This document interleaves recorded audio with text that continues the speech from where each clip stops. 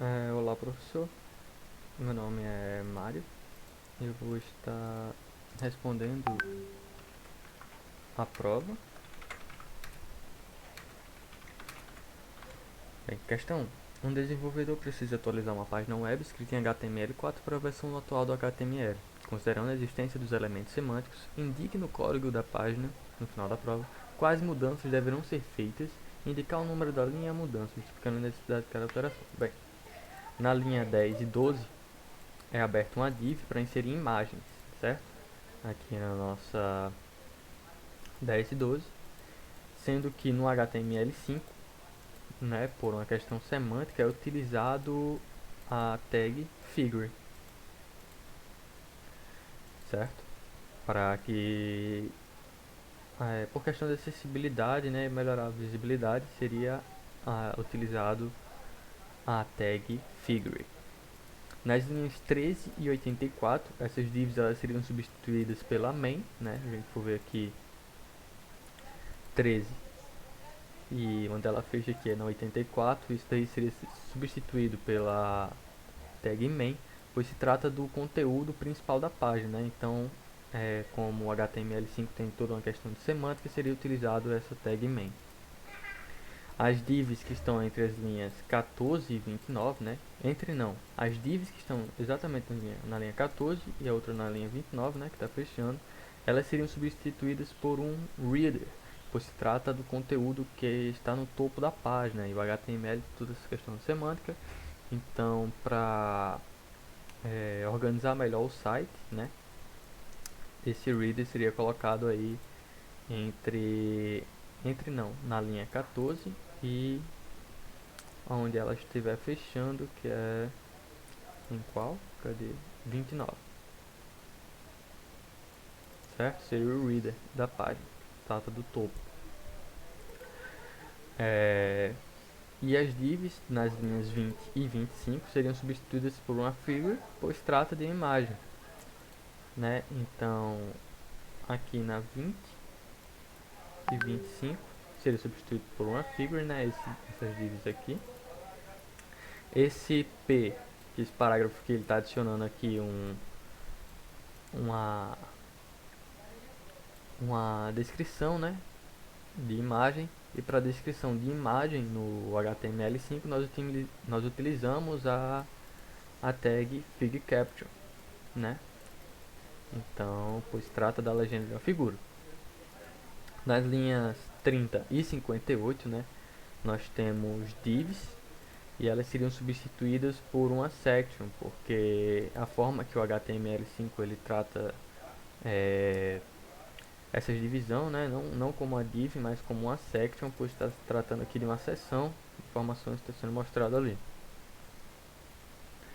E nas linhas 59 e 83 também seria substituído por uma section, pois trata de uma outra seção ali, certo? Da 59 a 83. 83, e aí ela está abrindo aqui na 59, se trata de uma outra section aqui, né, que já está informando aqui os cursos e tal. Então já é aberto outra section para isso. As linhas 85 e 101 elas seriam substituídas por um footer. Por quê? Porque se trata de um rodapé da página, né? Então, por questão semântica do HTML5 é utilizado o footer aqui como para colocar o rodapé. E também nas linhas 86 e 199, né? Essas divs aí que estão lá, elas seriam substituídas por um others, pois está se tratando ali do endereço, né? O endereço que ele está colocando no site. Então tem uma tag própria para isso no HTML5, que é a tag others. E todas as alterações elas devem ser feitas para melhoria da acessibilidade, né? Pois, por exemplo, utilizando o software NVDA para abrir um site, por exemplo, uma pessoa cega poder visualizar o site, né? Então, por questão de acessibilidade é que deveriam ser feitas essas mudanças, além de melhorar a visibilidade do site, né? Porque softwares de SEO para identificar o conteúdo do site, né? O robô, a gente como pessoa consegue identificar ali as coisas, mas um robô ele teria uma certa dificuldade, então por essas questões aí que nós devemos organizar o nosso site com HTML5 utilizando as questões semânticas como reader, footer, section, figure, figure caption e etc. Bem, questão 2. Dado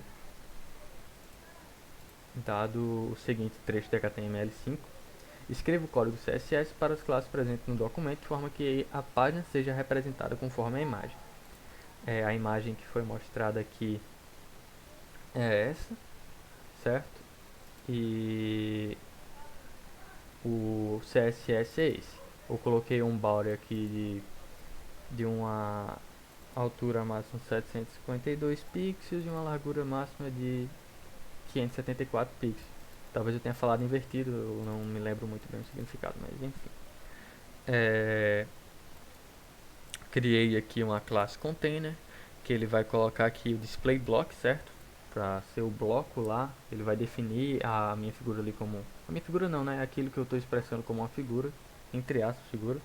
Como um bloco, né? Como se fosse um parágrafo, uma série, enfim. Vai ficar como se fosse um bloco, aquela parte ali que eu vou estar identificando. Coloquei uma margem da esquerda automática e uma margem da direita automática. Utilizei outra classe aqui, que é a centralizado superior, né? Ele vai ter uma margem top aí de 40 pixels, que é essa margem do topo que ele vai ter. Eu coloquei para ele flutuar no topo e ele está tendo a espessura e altura definida na questão, que é de 200 pixels e 100 pixels. Eu coloquei uma borda de 10 pixels double black, né, conforme a questão me informou, que vai se tratar ali de dois tracinhos pretos, né, fazendo esses dois tracinhos aqui, né, double. Eu estou utilizando aqui na direita uma posição fixa, né, para que ele não vá ficar, para eu definir a posição que ele vai ficar, né, que no caso é a esquerda. Cadê aqui? A esquerda não, no caso a direita. Eu coloquei aqui esse right, né, que é a distância que ele vai ter da direita da página, daqui para cá, né, uma distância de 783 pixels. Eu coloquei para ele flutuar à direita. E essa aqui foi o que a questão deu, que é a altura e comprimento daquele meu bloco lá, e a borda dele, que é uma borda sólida preta. Então, essa distância daqui para cá é de 700, é essa distância que eu defini aqui, de 783 pixels, certo? Como nós não estamos ainda tratando de responsividade, então eu fiz desse jeito. Na esquerda nós temos uma posição fixa também, e eu estou utilizando um espaçamento da esquerda de 56 pixels, que é essa distância daqui para cá, é 56 pixels. Coloquei ela para flutuar à esquerda e com a altura, comprimento e tipo de borda que a questão me deu, uma borda dotted, que no caso vai ser essa pontilhada, né? Isso aqui é tracejada. Mas aí vamos lá, tem essa centralizada inferior, coloquei também como uma posição fixa, um bottom de 324 pixels, né, que ele vai ter a distância do bottom da página.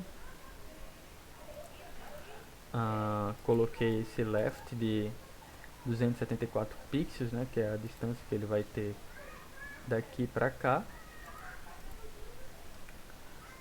E coloquei para ela flutuar embaixo, certo? Bottom.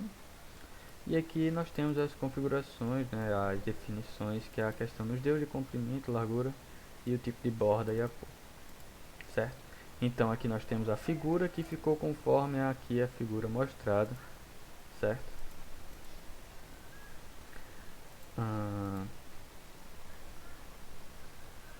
Vamos aqui para a questão 3. Explique como funcionam as diferentes medidas de tamanho no CSS, que é o pixel em rem. Indique e justifique qual dessas opções deve ser usada ao considerar a questão de acessibilidade. Bem, como é que o pixel ele funciona? O pixel ele é uma medida fixa e ele não muda de acordo com as especificações do dispositivo, né?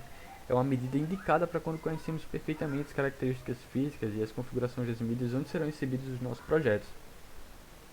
Se a gente estiver desenvolvendo um site para um mesmo dispositivo, com o mesmo tamanho de tela, que use o mesmo navegador, então seria uma boa opção, né?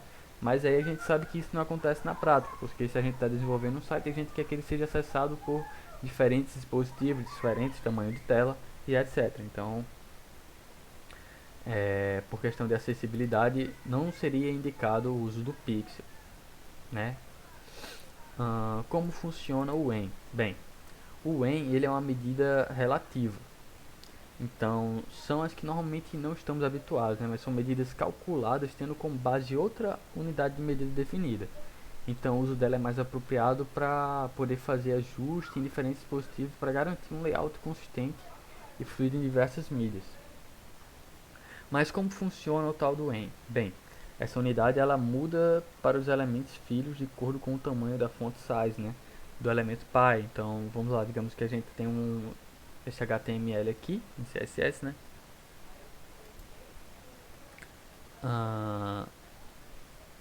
Style, hashtag div, font size de 6 pixels e hashtag filho, font size 2n. O que é que ele está fazendo aqui? Bem, acima aqui nós temos essa div py, onde eu estou definindo a font size 16 pixels, né?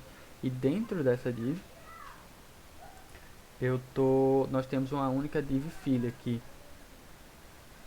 E como eu havia mencionado, né? O tamanho definido para a fonte vai impactar no elemento filho. Então, o tamanho que eu defini aqui vai impactar nesse tamanho que eu vou colocar aqui de 2n. No caso aqui, nós teríamos para essa div filho que 1n será igual a 16 pixels. Então, esses 2n aqui vai ser igual a 36, né? 32 no caso, 32 pixels e assim por diante. Como funciona o REM? Bem, o REM, né, root REM, ele vem como sucessor do EN e ele compartilham da mesma lógica de funcionamento do font size, né, porém a forma de implementação é diferente. Enquanto no EN nós temos algo diretamente relacionado ao tamanho da fonte do pi, né, o elemento pi lá que nós tínhamos, o REM ele está diretamente relacionado com a fonte do elemento root, que é o elemento raiz, no caso a tag.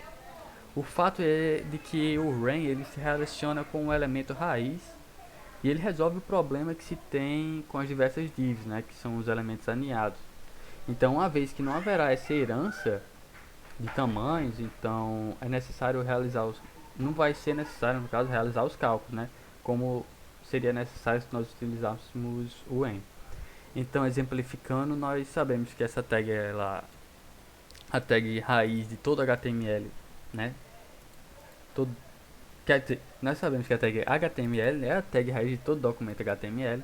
Então, dito isso, se a gente definir que o font size desse tamanho será 18 pixels, então um rem, que vai equivaler a 18 pixels, 2 rem vai equivaler a 36 pixels e assim por diante, porque nós definimos o font size de 18 pixels, entendeu? Então, é algo mais fácil de trabalhar.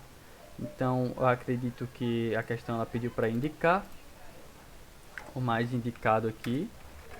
O mais indicado seria o REN, por questão não somente de acessibilidade, porque o WIN ele também tem essa questão de acessibilidade, por questão não somente de acessibilidade, mas de facilidade ao desenvolver, né? Visto que não vai ser necessário fazer o cálculo, porque nós estamos tomando como base a nossa tag raiz, certo? Eu vou deixar em negrito aqui, destacando. Bem, questão 4. Sobre os seletores de CSS, cite e explique os diferentes seletores, dando um exemplo do uso de cada um. Bem, nós temos 3 tipos de seletores. Seletores de elemento, de ID de classe. O de elemento, ele vai selecionar o elemento, por exemplo, aqui eu coloquei H1, então todo H1 lá que eu colocar no meu código, ele vai ter uma cor vermelha e vai estar alinhado ao centro. Se eu colocar aqui no lugar de H1P, todos os meus parágrafos lá, ele vai ter a cor vermelha e vai estar alinhado ao centro, entendeu? Se eu colocar aqui section, todas as minhas sections vão ter a cor vermelha e vão estar alinhadas ao centro. Então ele vai pegar o elemento e atribuir o que eu colocar aqui dentro. Nós temos por ID, né? Então o ID ele colocado com essa hashtag aqui e em seguida o nome do ID. E aí eu criei aqui esse ID para, enfim, esse ID para e a cor red e o texto alinhado ao centro. Então se nós colocamos no código P com o ID para, esse elemento ele foi alterado pelo ID. Quando eu colocar lá para executar no meu código, ele vai ficar vermelho e alinhado ao centro, certo? Nós temos também o elemento por classe, quer dizer, elemento por classe não, nós temos o tipo de seletor por classe, né? E aí nós, para criar o seletor por classe é necessário colocar um ponto e em seguida o nome que você quiser atribuir àquela classe. No caso aqui foi vermelho, e dentro da minha classe vermelho eu coloquei a cor red. Então para me colocar aqui ó, nesse parágrafo eu coloco p class igual vermelho, que é o nome da minha classe. E aí esse texto aqui, esse texto 1 que se eu colocar para rodar no HTML, ele vai ficar vermelho.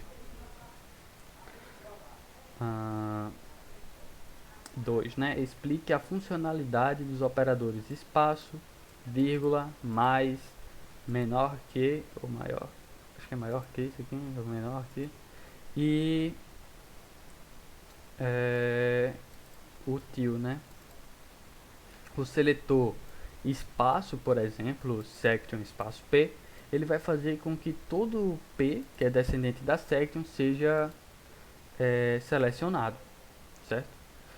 O seletor vírgula, por exemplo, div, vírgula, address, faz com que toda div e o address sejam selecionados, de acordo com o que eu colocar dentro do meu CSS, né? Nós temos o seletor mais, né? Exemplo, div mais p, ele vai selecionar o irmão adjacente. Tipo, div mais p iria selecionar todo o p que sucede uma div, né? Se a gente tem aqui o p aqui sucedendo uma div, né? Adjacente aqui, ele vai selecionar. Mas se eu tivesse aqui isso aqui, ele já não está mais adjacente aqui, então não iria adicionar, porque esse p aqui ele parou de ser adjacente e passou a ser um filho, que é o que a gente vai ver aqui nessa tag de menor que, né? Seleciona os filhos. Se a gente colocar a div, no caso div menor p, né? Então vai selecionar aí os filhos da nossa div. No exemplo aqui, né, nós temos o p sendo o filho da div. E aí nós temos o seletor, que é o til. Ele é parecido com o mais, né, que a gente viu aqui, que seleciona os adjacentes, o irmão adjacente. Mas nesse aqui ele vai selecionar não apenas o adjacente, que é o que está em seguida, mas todos os que sucedem, né? Se eu colocar aqui até que a div seja fechada, então ele já iria selecionar todos esses três, porque são os que estão sucedendo aqui na mesma linha, né? Que eles estão sendo adjacentes e não estão sendo filhos. Aqui eles seriam filhos, mas como eles estão aqui, eles passam a ser adjacentes e estão na mesma linha, então ele vai selecionar todos esses aí. Bem, o trecho de código a seguir gera uma formação de cor de fundo e de cor de fundo verde, apesar de diferentes seletores apontarem para o mesmo elemento. Explique por que isso acontece. Bem, nós temos aqui, né, um div, abre colchetes id a, né, o que é que ele está fazendo aqui? Ele está selecionando nossa div aqui, ou seja, ele está selecionando o nosso elemento div. E no CSS, né, existe algumas regras de prioridade que eu coloquei aqui, vou deixar destacado aqui para melhor visualização, né? Então, para saber a prioridade de cada um dos seletores, a gente faz o seguinte: a gente começa com 0, adiciona 1000 se o CSS ele for adicionado através do atributo style, adiciona 100 para cada ID e adiciona 10 para cada atributo, classe ou pseudoclasse, e adiciona 1 para cada elemento ou pseudoclasse. Bem, visto que aqui nós estamos aqui selecionando apenas o elemento div, o peso aqui seria 1, né? Porque é só o elemento. Então adicione 1 para cada elemento. Então aqui a gente adiciona 1. Aqui no hashtag A nós estamos criando um ID. né? E ele fala que adicione 100 para cada ID, né? Então aqui a gente adiciona 100. Mas aqui nós temos o elemento com o ID. Então seria o elemento mais ID. No caso, 100 mais 1, 101. E aqui seria a cor que iria prevalecer. Por quê? Porque nós fizemos aqui, né, de acordo com as prioridades, e nós fizemos a soma. E aqui deu 101, é um número maior do que o de 100, do que o de 1 em cima. Portanto, a cor que iria prevalecer seria a verde. Bem, estas foram os comentários das minhas respostas. Eu espero ter sido claro e sucinto. Então, é isso.